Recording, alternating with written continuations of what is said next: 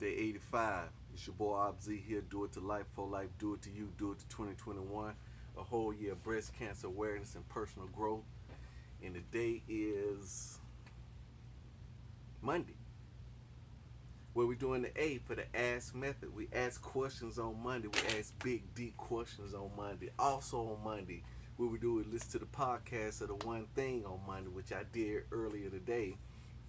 Only reason I'm shooting this right now, inside my basement, inside my brain, you see how it's all kind of jumbled up. We all got some cobwebs, some stuff piled up.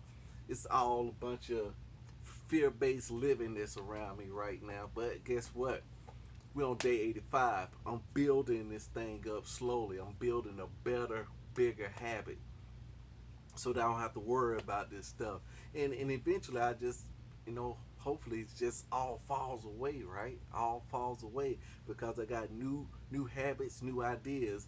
But the biggest question that I asked today was, after talking to my daughter, is, the principal thing. We doing the one thing. The principal thing, like it said in the Bible in Proverbs chapter 4, verse 7. Like I say, this ask method comes from Matthew chapter 7.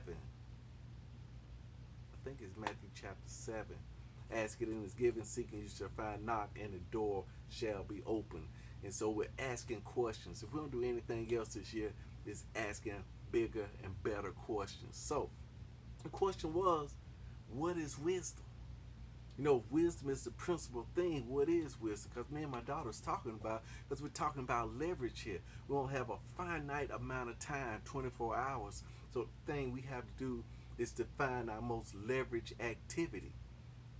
And we should be trying to find our most leverage item, activity, whatever it is, that such by having this will make everything else easier or unnecessary. Whether it's a new habit, what habit can I form this year that will make all the other things I want to accomplish this year easier, and some of the things I was going to try to do unnecessary. So you sit, you brainstorm a bunch of habits out, you go ahead and narrow it down to 10, to 5, to 4, to 3, to 2, to one habit. That if I can only do one, that would be the thing. But in all my getting, like it said in this proverb right here, the principal thing is wisdom. Now, what is wisdom? So I'm going to dig into this a little bit because I think that's a leverage item. If I can only get one blessing from the Lord, just like Solomon. Solomon said, "Look, I don't need anything else. Just give me some wisdom and understanding." Second is understanding. First is wisdom. And the Lord said, since you asked for this thing right here, everything else gonna come to you anyway. You gonna get everything else anyway because of wisdom going to show you how to govern people, how to manage yourself, wisdom, it gives you the opportunity, ability to do so much. Because all the other things are just byproducts. But with the wisdom, I take what I got already. I don't have to get anything else, and I can manage what I got already and make it grow. It's just like a wise investor. It's an investment. If I'm wise and I have wisdom, then I know how to invest my time. That's what he said in the one thing. He said we should invest our time instead of spending our time. Same thing with our money. Instead of spending our money, we should invest our money. He also went on another tangent, say, almost 20% of Jesus's sermons and parables was on money. So it must be something important about managing these resources. Money is important. It is important to understand it, but it's not necessarily the dollar, but it is the currency is what we got to understand. We got to understand the currency is what we have to understand. And then also on this wisdom, I looked it up. I looked up wisdom was, knowledge, experiential knowledge, knowing how to do things, learning and stuff like that. But one translation, one thing said it's self transcendence. I like that. Self transcendence, because a lot of times people look at somebody that is wise as somebody that don't necessarily have an ulterior motive, don't necessarily have their own agenda. The ego has been put aside, and that transcendence of self remind me of crucifying the flesh, because it's the flesh that rises up and want to do its thing. But wisdom comes in and say, hey, he shows no partiality. He don't care if you're white or black. He don't care if you're brown. He don't care if you're a girl or a boy. He don't care. He just does what is fair. That's wisdom. Oh, he understands. Or check this out. Wisdom also transcends itself, other aka crucifying the flesh. You know, Pastor said we got to crucify this flesh. We got to put this flesh down, right? So crucifying this flesh means that you die to self, meaning that you pick a higher purpose. Sometimes you set your own agenda aside in order to help others.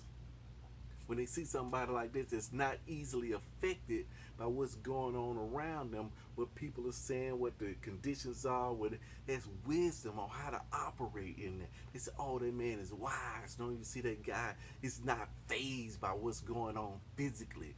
It was a guy, I was listening to him. I think it was, was it Stephen Covey? It's one of them, but he's talking about Viktor Frankl. It was Covey because I can hear that voice in my mind, Covey, because I listen to a lot of audiobooks. But he was talking about Viktor Frankl. He was in some type of concentration camp, and he had all these guards around him, and they had more liberty. He explained that liberty was a condition of the environment. They had more liberty than him. They could control the physical environment, but he had more freedom than his captors. Freedom is a state of mind, just like happiness is a state of mind.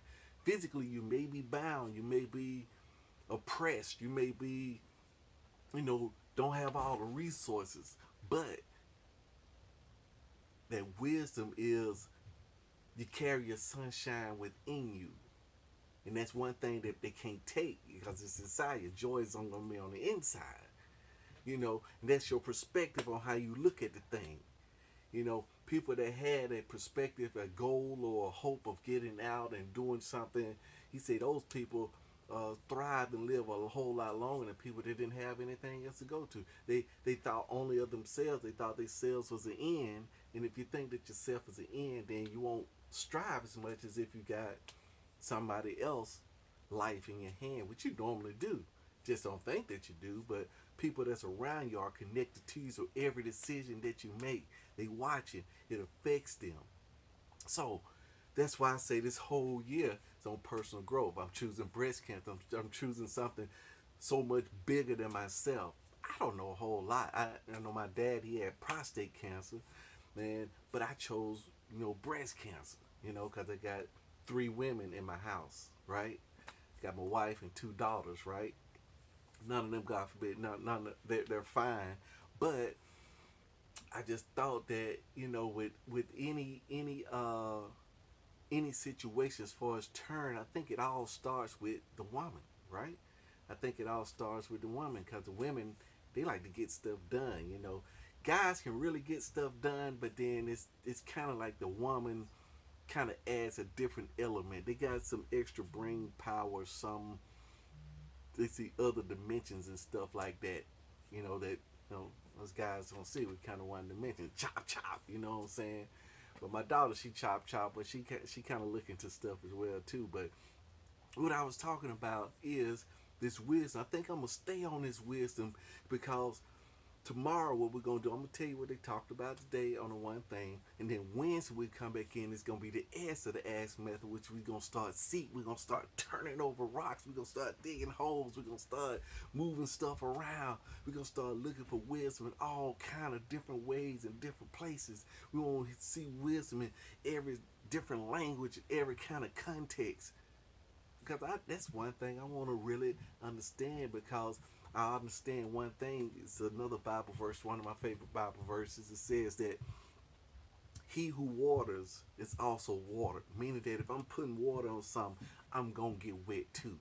All I got, because our power comes from our attention. Whatever we look at, it's like holding a garden hose.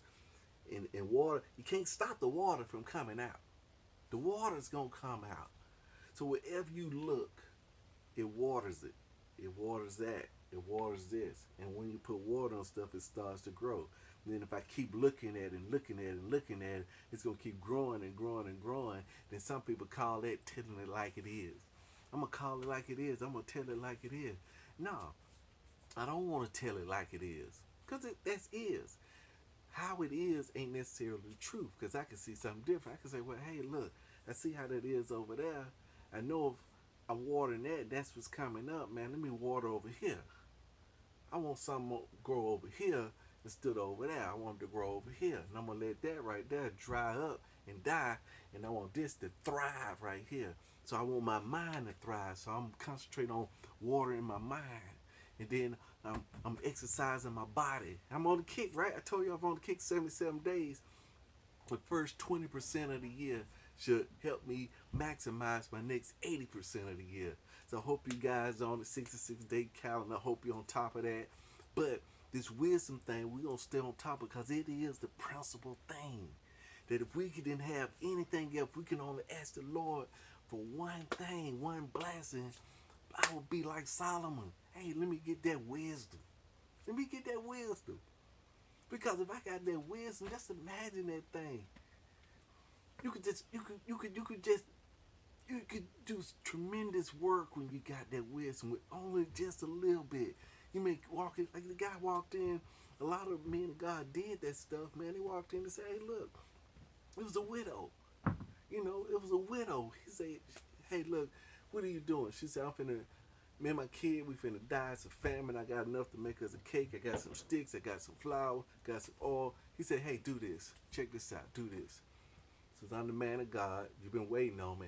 Make me a cake first. First things first. Take care of the man of God first. Put your trust in God first. Make me a cake first, and then make y'all something." The lady said, "I'll get you some water, but man, this cake, hey, we gotta eat this thing." He said, "No, listen to me. Trust me. Make me a cake first." And he said, and Pastor said in that, the lady had already expected him to come, because the Lord had already spoke to her that the salvation was coming. And she recognized that this was the guy, but then her fear of lack, hey, she already said, "We gonna eat this and die." So he was saying, what you got already ain't enough. That's what Pastor say.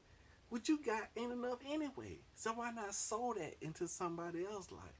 What you got ain't enough to accomplish what you want. So give it away. I mean, put it in the ground. Won't you sow it? Ask the Lord, where can you sow that? Then you got to give that up, because it ain't enough anyway. But a lot of times we say, shoot, if it ain't enough, man, I need to hold on to it until I get enough. He said, no, go ahead and trust me, sow that. Sow that, don't eat your seed. Don't eat it. Sow it into the ground, and then trust in him. So that's wisdom. That's wisdom. So I'm going to go back the next couple of days. I'm going to be reading all the passages of wisdom. Everything they said about wisdom in the whole Bible. I'm going through it. I'm going through it and read it all, so I can digest it, so I can strengthen my mind, plant those seeds of wisdom in my mind, that my expectation will start to grow. Yeah, that's what I'm going to do. That's what I'm going to do. But it's your boy RZ here. Do it to life, for life. Do it to you. Do it to 2021. A whole year of breast cancer awareness and personal growth, okay? Stay with me. Hey, it's day 85, your boy. I'm getting a little more strength up under me. Yeah, I feel it. I feel it. I'm telling you, it's going there. It's going there.